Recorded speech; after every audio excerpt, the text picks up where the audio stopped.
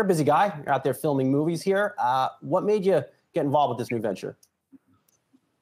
Just trying to use my platform in a helpful manner, I suppose. Trying to create engagement, trying to get people more comfortable with the world of politics. I think we don't have nearly enough interaction in our country with the political process, and I think part of that is because it's an overwhelming landscape.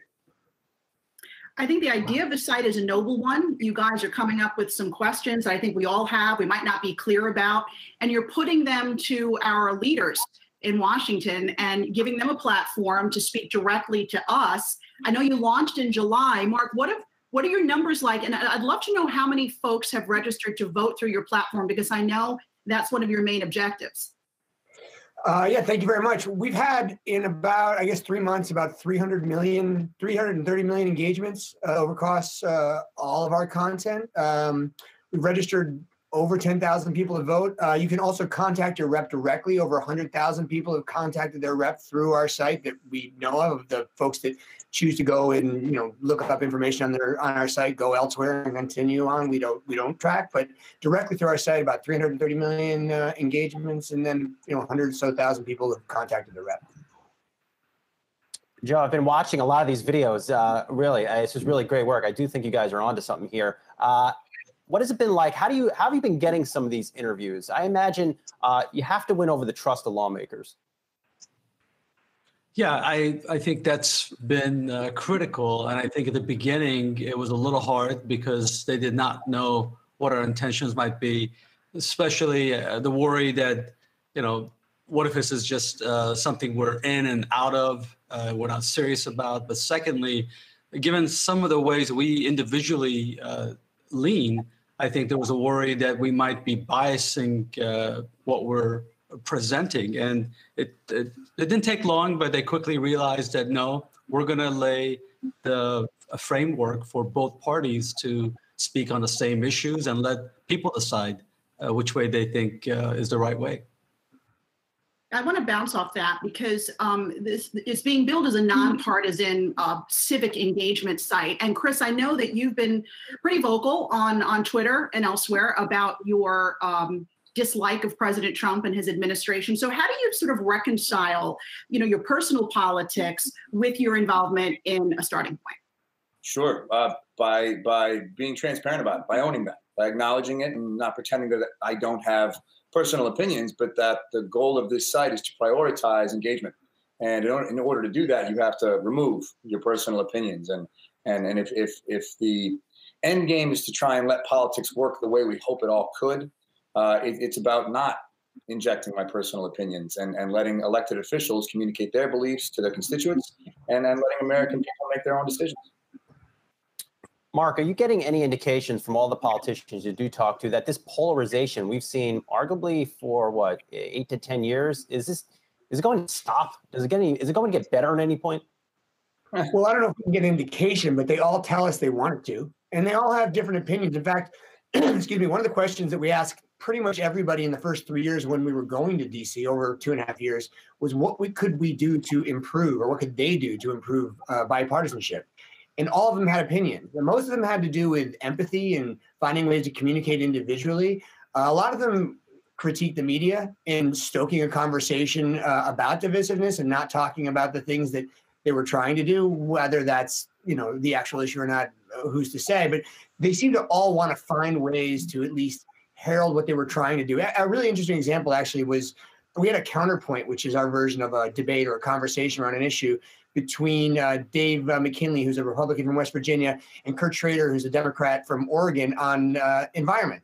One's from a coal area and one's from an area with wildfires. And they both had opinions about what was causing those and if we should or should not be in the Paris Accord. But they really wanted to focus on how they could work together to find a way to balance not losing jobs in the fossil fuel industry while bringing up technology in our country. And so they really are trying to find ways to deal with that. And they spend a lot of time on our site talking about that.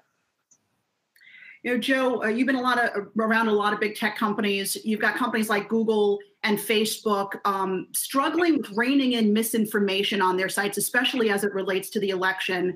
How do you tackle that at a starting point? Do you feel a responsibility at all to have to rein in this misinformation?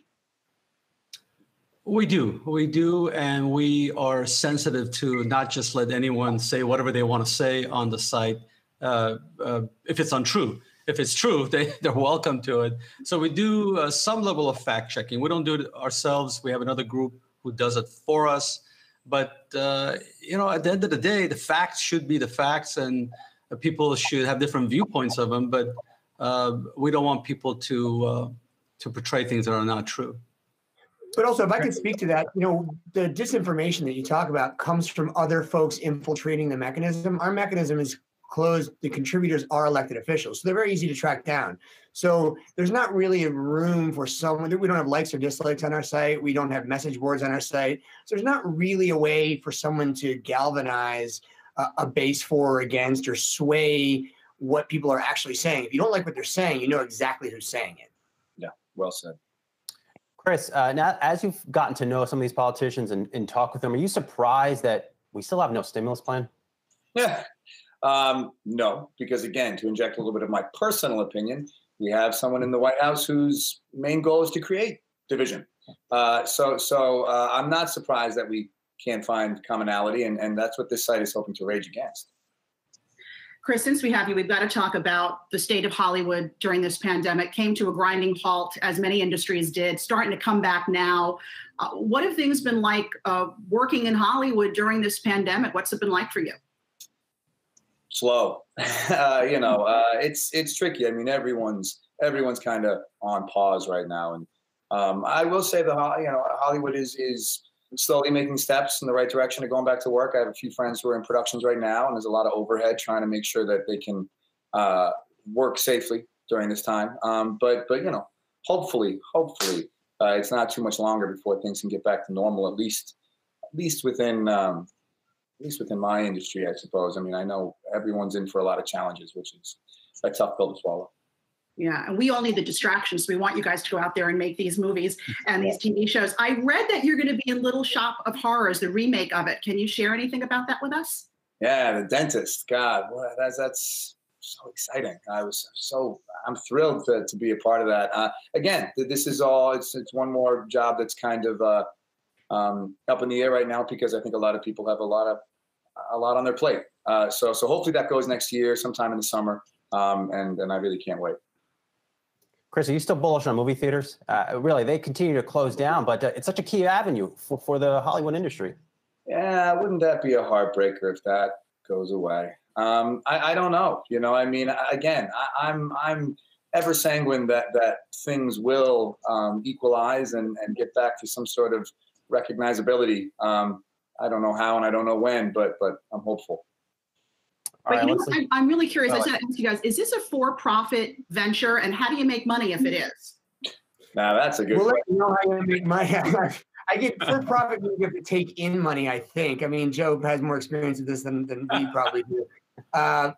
We haven't quite worked that piece out, but we intend to. I mean, you know, we really drilled down on making sure we had a mechanism that could deal with things that go on, like, you know, the Supreme Court hearings, and be relevant to elected officials and make sure that people wanted to pay attention to us. If that happens, if we're relevant, then eventually we'll find a way to work with probably either other media organizations or other financial institutions to grow, which we'll eventually need to do if this continues to grow, because we can only handle so much. And as Chris just said, he will get back to doing movies eventually, and then we'll need to actually find ways to support ourselves and have other people help work on this.